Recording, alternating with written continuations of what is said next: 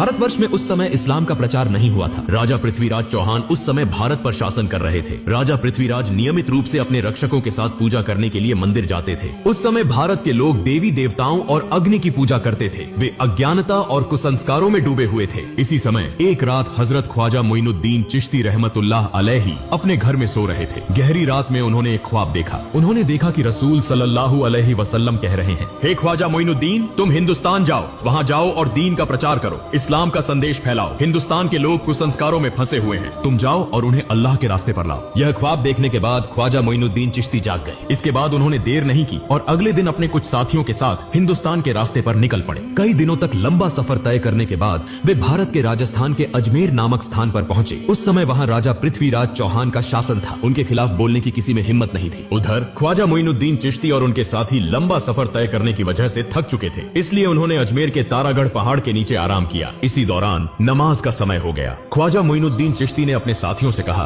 तुम पानी की तलाश करो क्योंकि वुजू करना जरूरी है, नमाज का समय हो गया है। तब उनके दो साथी एक लोटा लेकर पानी की तलाश में निकले। कुछ दूरी पर जाकर उन्होंने एक विशाल झील देखी जो आज के समय में आना सागर के नाम से जानी जाती है। वे आना सागर के पास पहुंचे और देखा कि राजा की सेना ने आना सागर को चारों ओर से घेर रखा है। उन्हें देखते ही सैनिकों ने पूछा, तुम लोग कौन हो? इससे पहले तुम्हें यहाँ कभी नहीं देखा, यहाँ क्या चाहिए? साथी दोनों ने कहा, हम ख्वाजा मोइनुद्दीन चिश्ती के शिष्य हैं, हम यहाँ वुजू करने के लिए थोड़ा पानी लेने आए हैं। यह सुनकर वहाँ मौजूद सारी सेना जोर जोर से हंसने लगी और कहने लगी, क्या तुमने राजा पृथ्वीराज का नाम नहीं सुना? उनके आदेश का उल्लंघन करने पर कठोर सजा मिलती है। इस झील से कोई और पानी नहीं ले सकता। पानी को हाथ लगाना भी मना है क्योंकि इससे पानी अपवित्र हो जाएगा। यह कहकर उन्होंने उन दोनों को भगा दिया। दुखी मन से वे दोनों ख्वाजा मोइनुद्दीन चिश्ती के पास लौट आए। तब ख्वाजा मोइनुद्दीन चिश्ती ने पूछा, तुम्हारे साथ क्या हुआ? क्या तुम्हें पानी नहीं मिला? उन दोनों ने कहा, हुजूर, पानी तो मिला लेकिन हमें पानी नहीं दिया गया। उन्होंने हमें भगा दिया और कहा कि राजा पृथ्वीराज ने किसी को भी इस पानी को लेने की अनुमति नहीं दी है। उनके आदेश का उल्लंघन करने पर कठोर सजा दी जाएगी। उनकी सारी बातें सुनकर ख्वाजा मोइनुद्दीन चिश्ती ने अल्लाह के दरबार में दुआ की और फिर उनसे कहा, तुम लोग आना सागर के पास जाओ और कहो कि ख्वाजा मोइनुद्दीन चिश्ती ने हमें भेजा है। इसके बाद वे दोनों साथी फिर से वुजू का पानी लाने के लिए निकल पड़े। जब वे आना सागर के पास पहुंचे तो सेना ने उन्हें रोककर पूछा, तुम लोग फिर क्यों आए हो? उन्होंने कहा, हम वुजू का पानी लेने आए हैं। सेना ने कहा, हमने कहा था कि पानी नहीं दिया जाएगा। अगर राजा पृथ्वीराज चौहान को पता चला तो तुम्हारी जान तक जा सकती है। हम किसी भी हालत में पानी नहीं देंगे। तब उन्होंने कहा, हम तुमसे पानी नहीं मांगेंगे, हम आना सागर से पानी लेने आए हैं। यह सुनकर वहाँ मौजूद सारी सेना जोर जोर से हंसने लगी। उस समय उन्होंने अल्लाह के दरबार में दुआ की और अपने हाथ में पकड़ी लोटे को आगे बढ़ाकर कहा, हे आना सागर, हम ख्वाजा मोइनुद्दीन चिश्ती रहमतुल्लाह अलैहि के शिष्य हैं। ख्वाजा मोइनुद्दीन चिश्ती ने हमें यहाँ भेजा है। अल्लाह के हुक्म से इस लोटे में आ जाओ। यह कहते ही एक पल में आना सागर का सारा पानी लोटे में समा गया। इतना अद्भुत और चमत्कारी दृश्य देखकर वहाँ मौजूद सारी सेना हैरान रह गई। तुरंत ही उन्होंने कलमा पढ़ा और इस्लाम स्वीकार कर लिया। लेकिन वहाँ कुछ कट्टर हिंदुत्ववादी भी थे।